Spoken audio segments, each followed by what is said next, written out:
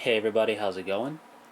This video is not a hobby update video, as you can see, because I haven't done anything, but it is a video nonetheless, and it's on Deathwatch. Deathwatch, the role-playing game. This is another game in the 40k role-playing system, basically, and being such, it uses the same system, if you want to call it that, as Dark Heresy, as Rogue Trader, and as Black Crusade. And that'll be its own video talking about the system itself and things you can do in terms of the different games. But anyway, Deathwatch is a game playing a Space Marine character, and it was specifically asked about, and so I thought, since it was specifically asked about, that I would do a video on it now instead of doing it a little later when I was kind of planning on it. So, Deathwatch, you play a Space Marine. This in of itself has its own unique challenges for role playing. We are not Space Marines. We read about them, we know about them, and they're all cool and everything like that, but when it comes time to actually role playing one, it can be a little difficult for people, especially if they're looking at this and going, man, that guy looks like a badass, I want to role play this. And then they read about him a little bit. It can be a little challenging, and every role playing game, in terms of if you're role playing a specific race or class or something like that, will have its own challenges. And the first thing is, Space Marines are living weapons, but they're more than that. They're also a great mind. Each one is basically a super soldier to the nth degree, with organs implanted in their body. They have 2 hearts and 3 lungs, stuff like that. So they can think quicker than people can think, basically, and react quicker and formulate plans and strategies. So it's more than just, they're not just some big brute, which is what I think some people who don't know much about them think they are. They're elite. They're elite trained super soldiers, and that's both in mind as well as body and ability. So, with that being said, that's just something to think about. Plus, they have their own mannerisms, their own cultures come from different chapters. And what I mean by that is Deathwatch is an Auto Xenos division. It's a kill team. It's a system of teams comprising different Space Marines of different chapters. It's not a chamber militant in the strictest sense, in terms of they don't have a permanent standing force of the same Marines, basically. Chapters have bonds and oaths to the Auto Xenos Deathwatch kill team initiative program, whatever you want to call it. So they'll send Marines out for a variety of reasons there. And as such, they serve time in the Deathwatch, and if they survive, they go back to their chapter. Most of them do anyway. Not survive, not, well, I can't tell you the statistics of how many survive, because it's just fluff. There's no real statistics that the Games Workshop or anybody put out. But not all Space Marines go back to their chapter right away once their time is filled. But the chapter gains insight, training, and knowledge into combating a specific threat that maybe they don't face that much, even though they're Space Marines and they face everything. Maybe they get a deeper understanding or better idea of how to take on certain threats that maybe they didn't have before, and the Auto Xenos get a very strong fighting force. So that's kind of a little bit of background on the Deathwatch. With that being said, let's look at the book. You have a map. They're in the Jericho Reach area, and they have their symbol on their shoulder pad. And let me get right into it. And I'm going to jump right to character creation. The introduction is very nice. It has everything you need to know about a Space Marine for the purposes of role-playing this game. Basically, if you picked up this book because that guy looked awesome, or the guy on the cover looked awesome, and you want to role-play a character like that, read the introduction. It'll be helpful. It also goes over what a role-playing game is and all that. Now, character creation, I'm jumping right to that because this is the heart of the matter, really, that I want to talk about here. Some basics of Deathwatch and basics of making a character. You generate your characteristics. You select a chapter.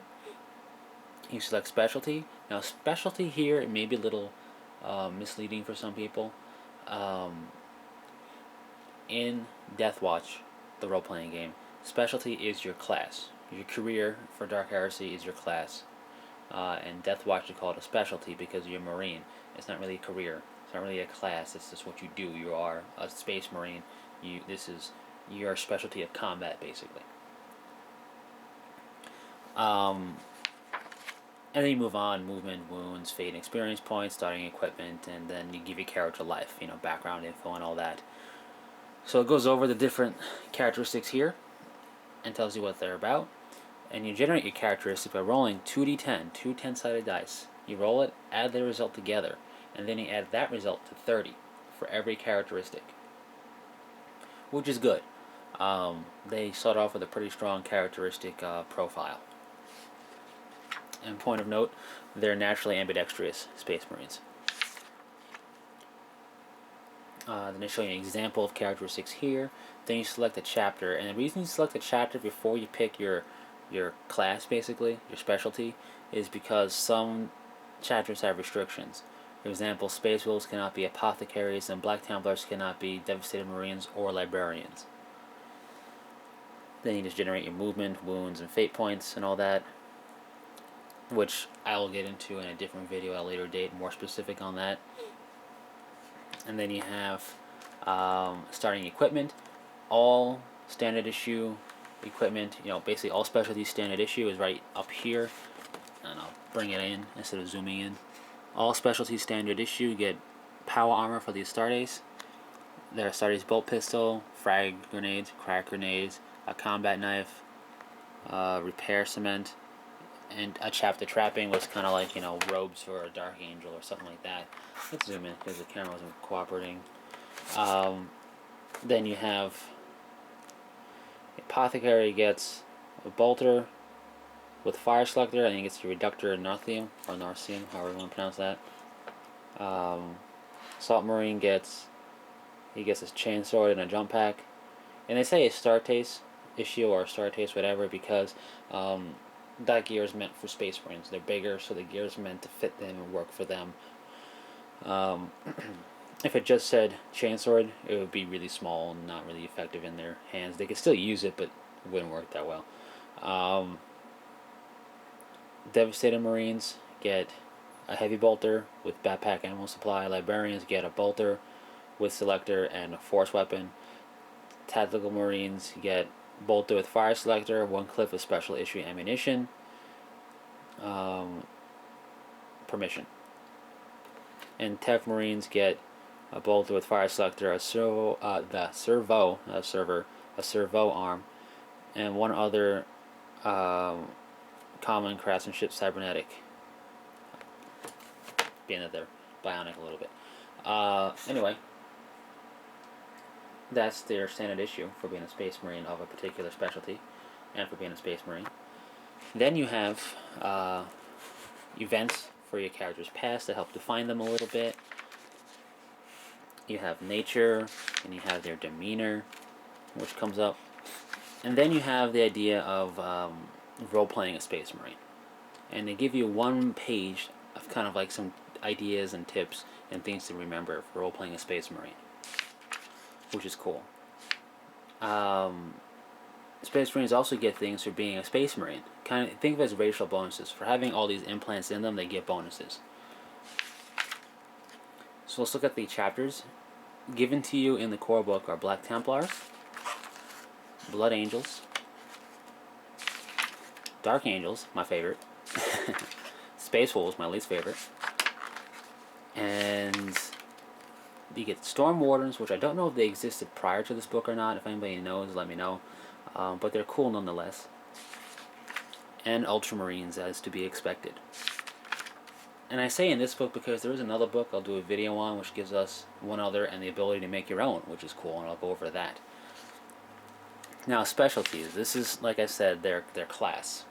Now, with Space Marines, you have 3 different things to choose from before you can even... I didn't say before, in addition to choosing for a specific specialty.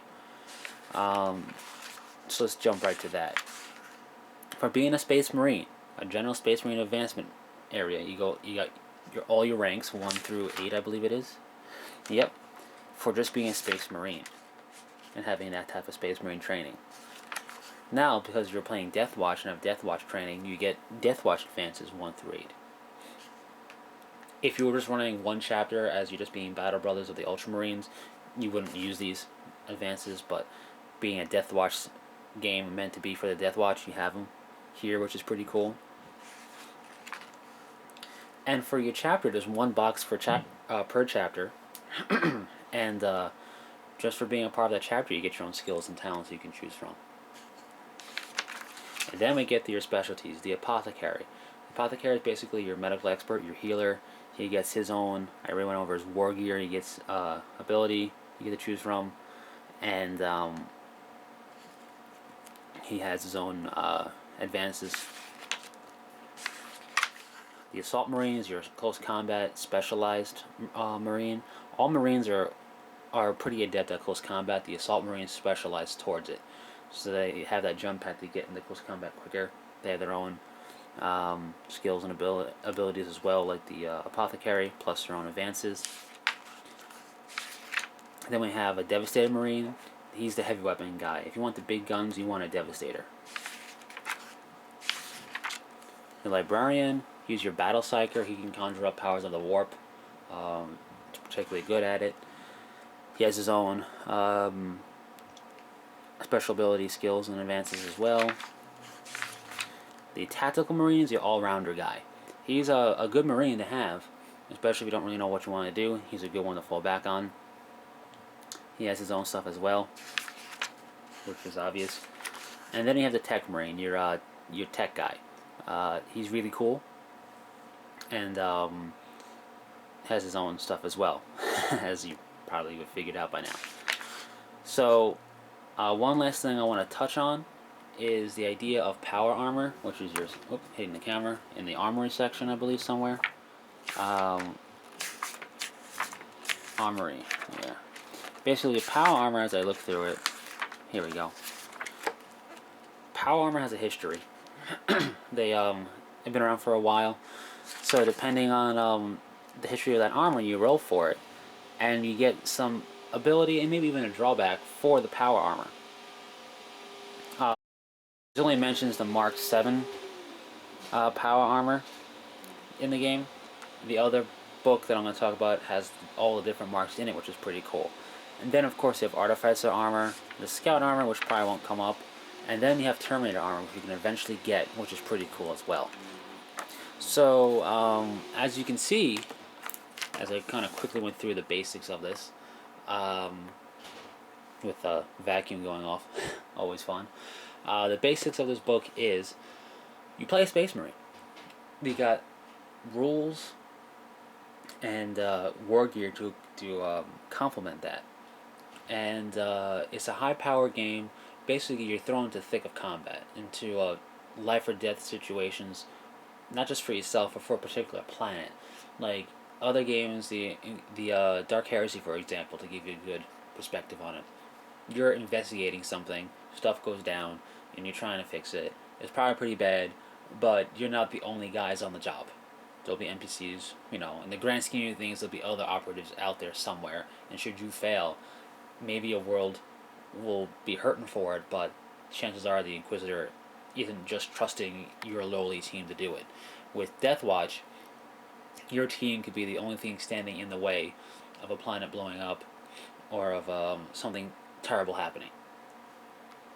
And they trust you for that because you're very well trained and equipped. So anyway, that's it for the basics of Deathwatch. Again, just a quick run through showing you the chapters, different specialties, talking about it a little bit. The idea of Horde, Squad, and Solo mode, I can do a different video on. That's things they introduced in Deathwatch. And I'll talk about that at a later video. But just want to kind of dip your toes in the pool, so to speak, give you a taste of what they offer in the Deathwatch role-playing game. And it's pretty cool in my opinion. But then again, I'm a big fan of Space Marines. So, until next time, take it easy.